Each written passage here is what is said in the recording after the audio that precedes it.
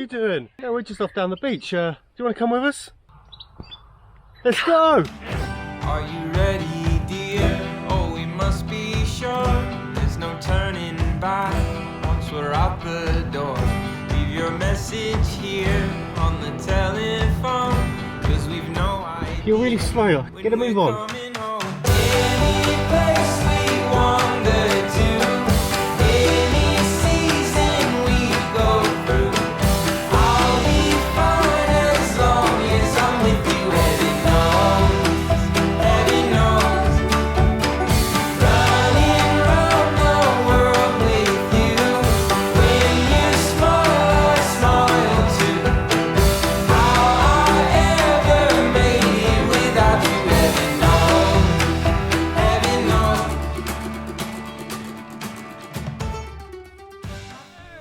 Oh! So we're on the beach, as you can see. We thought this week we'd take you out on location a little bit. We're down on one of our favourite beaches, lighting a bit of a smoky fire. Following on from last week's film, which was all about the Bedford Truck and what we're doing with that, this week we thought that we'd tell you a little bit more about us and our background, and what led us to make this decision in our lives and why we want to live this kind of life anyway.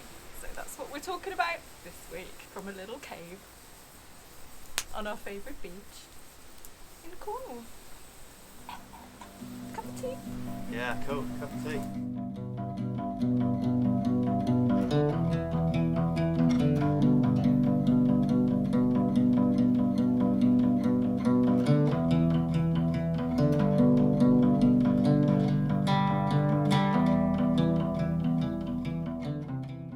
In the last video, we spoke about the Bedford Truck and why we got it, and our ideas for that particular truck and living in a van or building a van.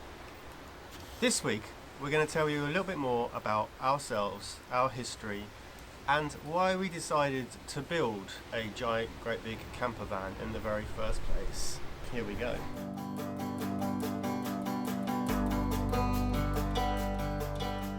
We are currently at the start of this big project, which is probably going to take us at least a couple of years to do, and it took us quite a lot of time to reach this point where we made the decision to do this.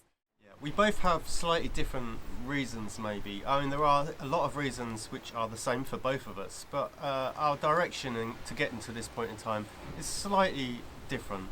Yours is more of a romantic notion, don't you think? Yes, I think for me there isn't really actually a straightforward answer or one answer fits all. It is a combination of different things, and it's been a long journey really to kind of get to this point. But it definitely does stem from the idea of whether it be van life, boat life, living in the woods life.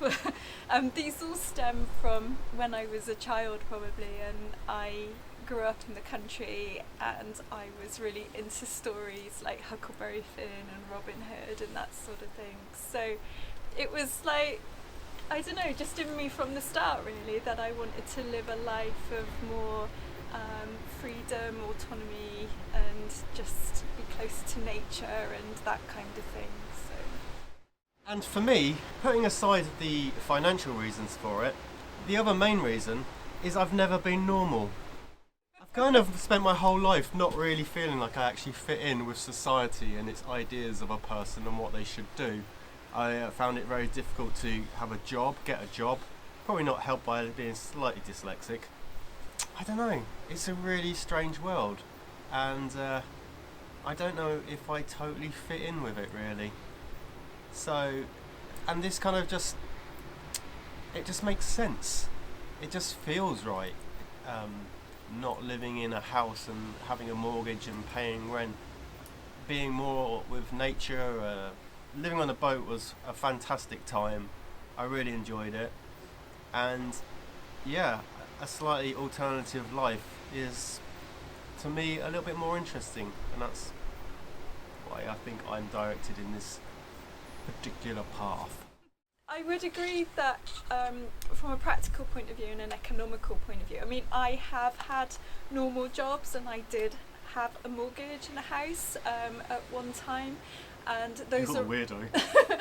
and those are all great things if you can make them work for you, but you can't do those things and be a full-time artist or even really a part-time artist. Those things demand a certain sacrifice. Not unless you're a really good one who gets paid really well, Yes. and that is very rare. If you're very lucky and you can make that work for you, brilliant, but I never could. Yeah, it costs money to live.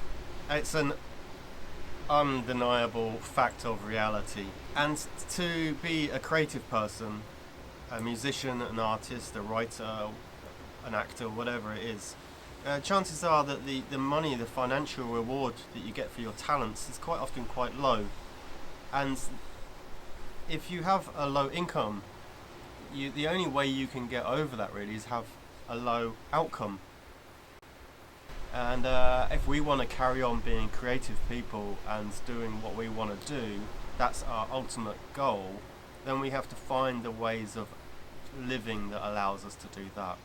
The other big reason for me, or not so much a reason as really it's just enabled me to be brave enough to take this step, is that I feel at the moment that we live in quite changing times. It seems to me that we can't continue living the way we've been living, and now's maybe the time to look at ways of living that are less impactful, less destructive, and less just about consuming stuff. So it's about trying to simplify. I'm not saying that I have any answers or what I'm doing is the right thing to do in any way, but it is just about having a little bit of courage in yourself to maybe look outside what has always been the prescribed routes and paths in life, because I feel that those are maybe not going to be the paths of the future. So for me, it's just emboldened me to start looking at living differently. I don't know if you would agree, but I just want to get out and see a few more sights. yeah.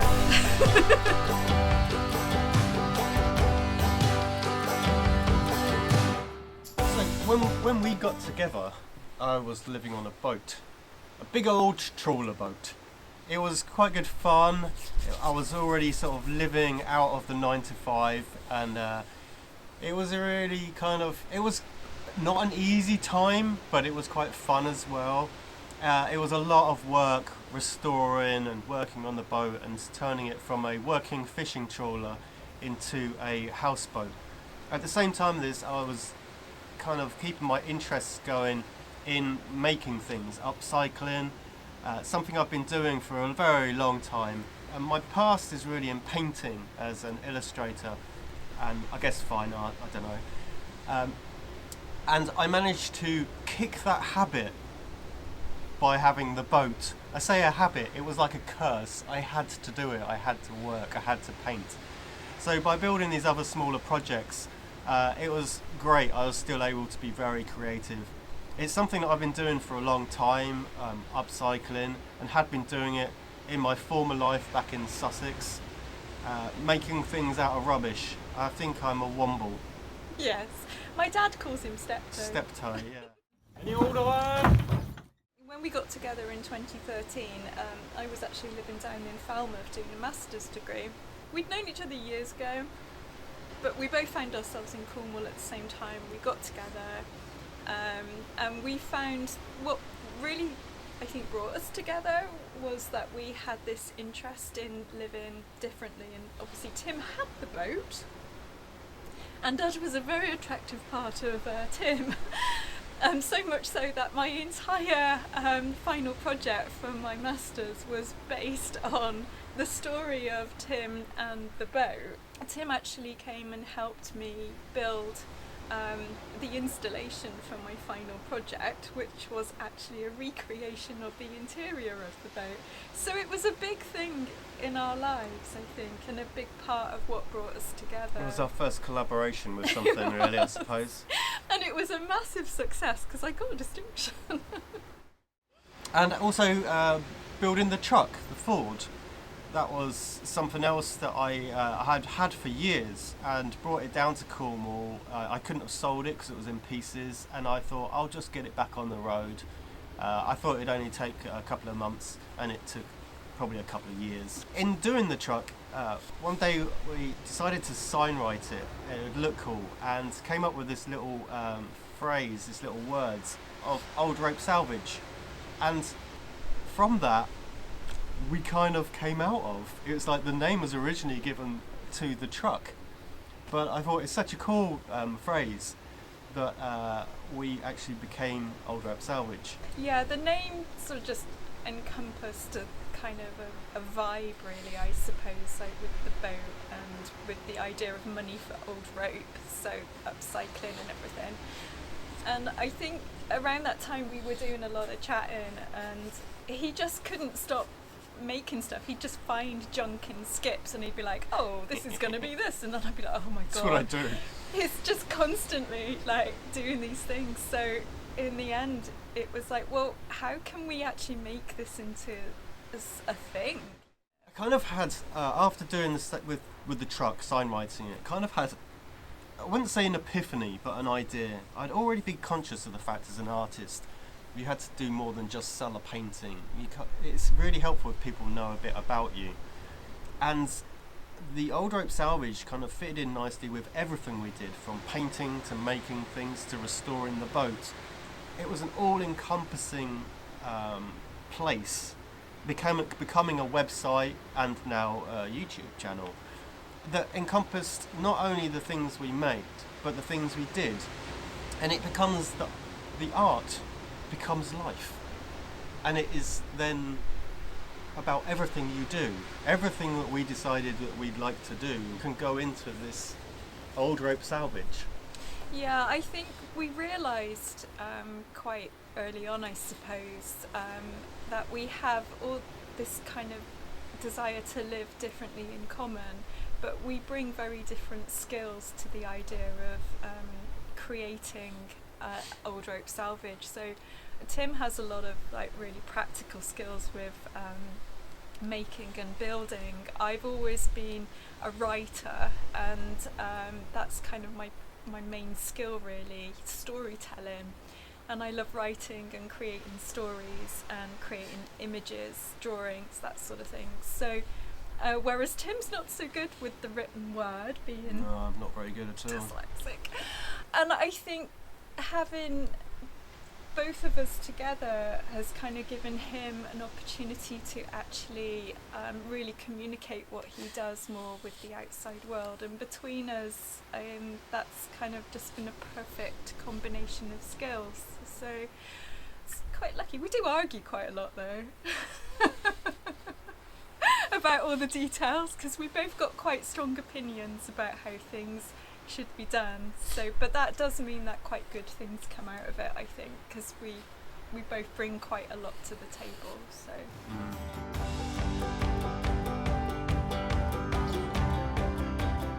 So, as you already know, we already had a big old fishing boat, a trawler boat, and we were living potentially an off-grid, in an alternative lifestyle. But there was something a little bit missing with it. I'd been there for about 8 years and really fancied a bit of a change, I think. And it's not the kind of boat that you could just take out for a bit of a jolly. It was on a permanent moorings. The moorings were, I wouldn't say that they're as much as renting a house, but getting close.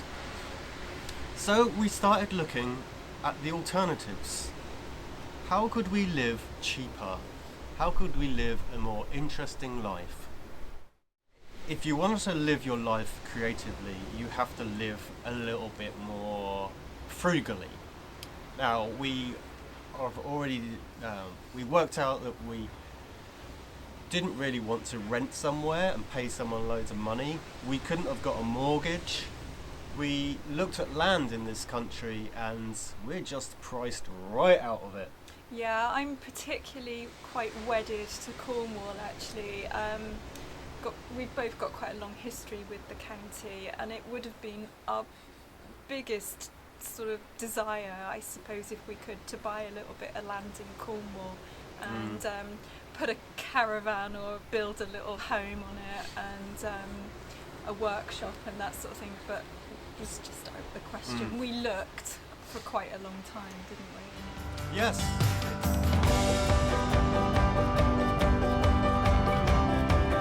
Hey, welcome to our new house. We're thinking a big open plan, living dining area downstairs and on a mezzanine level up here. Obviously it needs a bit of roofing work doing, a little bit of cleaning up, but this is it. It needs a roof and some windows, but it's got a great view.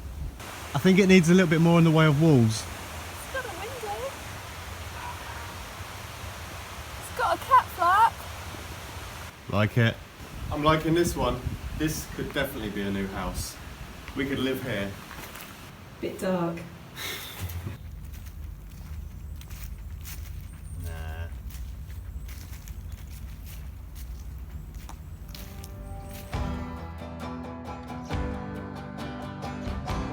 So we looked at the other alternatives, what they could be. We looked at people on YouTube and around the place and how they were living. We saw van life, and when we first looked, I don't think both of us were quite ready for it. It didn't really fit us, I don't think.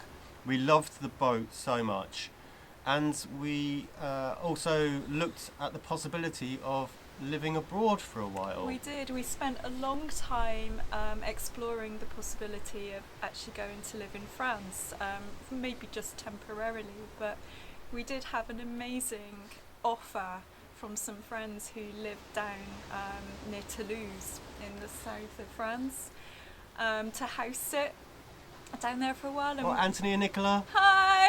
And kids. We ended up, we bought a van, a T4. We did it up a little bit. That was fun. And we ended up, we needed a holiday, so we took it down to France. We went for 2 weeks and we drove all the way through France, and it was really cool. It was hot. It was hot. It was really nice. It was really hot. It was amazing. We really, really loved it. And we went and we explored the possibility of living in France. Bonjour.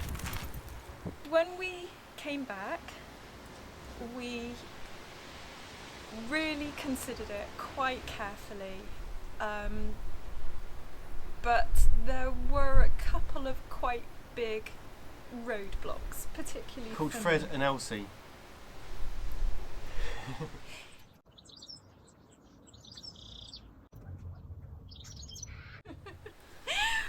Now, Fred and Elsie will tolerate a lot of things, but I didn't really want to move them all the way to France, to a house where there were actually other cats living, and then several months later, move them all the way back again to goodness knows where. I need a little bit of stability for them. Plus, there was the question of, well, what are we going to do while we're there, and then what are we going to do when we get back? It just felt like delaying tactics. So anyway, we didn't do that, and that was quite a difficult time, wasn't it? Yeah. Because we had to really then, we'd spent a lot of time thinking about that, and then we had to go right back to the drawing board. So, the other choice that we had, that we discovered, that seemed quite interesting, was the idea of maybe another boat, but this time a boat that could be moved. This time a boat that lived on a river. And we looked at a few videos of people that were going around on these boats, people that were actually building boats at the time as well, or having boats built. And we went, yeah, this could be pretty good. We're talking about a narrow boat. Tim really was interested in building a narrowboat, and I wasn't so sure about that. So we did reach a compromise where we were going to buy a narrowboat shell and fit it out ourselves. And the idea was that we would get the shell built, get it shipped down to Cornwall, where we'd find somewhere we could build it, spend a couple of years building it, and then ship it onto the canals, and potentially then spend a year or two exploring the canals. After which, who knows, but after which we would have a narrowboat that we could sell and potentially go on and do something else. So I think at this point it occurred to me, especially, this kind of epiphany, if you like, that whatever you decide to do doesn't have to be the absolute end point of your, this is what we're going to do forever. It's just a question of this is what we're going to do next. And that was quite good Liberating. realisation, I think. It's liberating to realise that your whole life is not put in front of you and you've got to choose now where you're going. You only have to choose what you're going to do next week or the week after. We did an awful lot of research and were on the very edge of having a brand new shell commissioned to be built at the very beginning of 2020. Our idea was to have just the shell built, be moved to Cornwall, where we wanted to stay living for another couple of years, and build and fit out the boat. And as you know, something came along at the beginning of 2020 that kind of made us think twice about it. That, and also we had a small amount of money from selling the boat, and we were unsure that budget would be enough to cover the boat. And what we didn't want to find ourselves was in a position where we had a half-built boat and we'd run out of money. So we needed a project that we could complete within our budget that we had and to buy us some time. And what happened at the beginning of the year, we evolved. We did quite a lot of work on a Ford truck, or at least you did quite a lot of work on the Ford truck, and we had several months really of contemplating our choices. Yeah, so I said to you, we could turn the truck into a camper van. We could put a camper on the back of it. And I stood there and I went,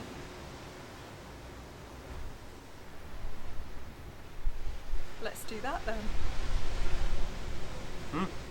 But we didn't do that But we because it didn't wasn't do big it, enough. We wanted it bigger.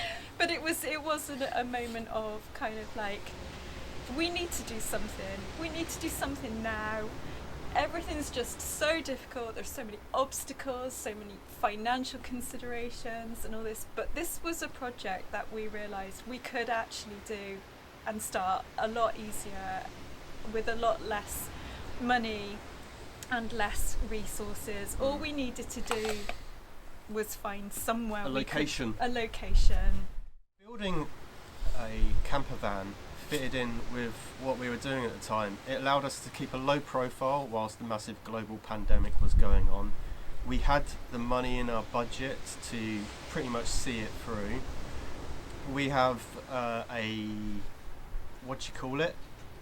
put the word up there, in the truck that we can sell that should we run out of money. And we were fortunate enough after a long search to find a barn that will allow us to do it. So it all fits really nicely.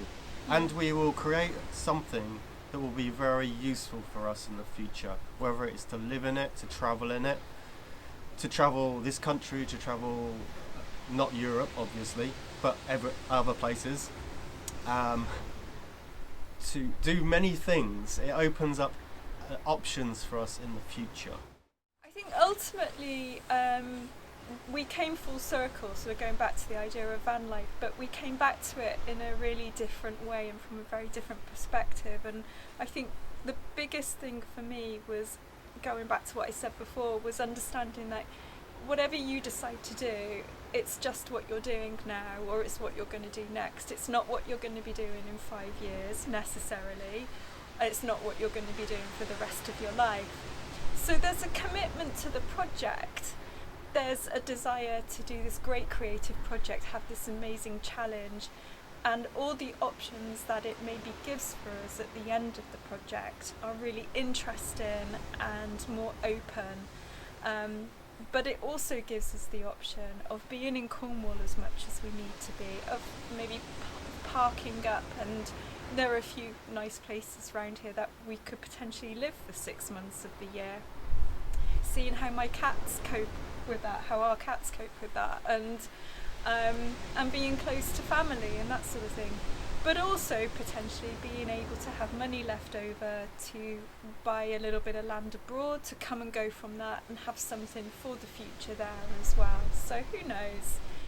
So we hope you enjoyed that little video explaining a little bit more about us and our path to choosing what we're choosing as an alternative lifestyle. Join us again next time, and hopefully we shall be back in the workshop and yeah, back to work, I guess. See you next time. Bye. Thank you very much. And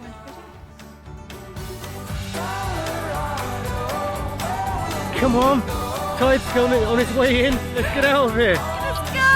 You don't want to get wet. Come on.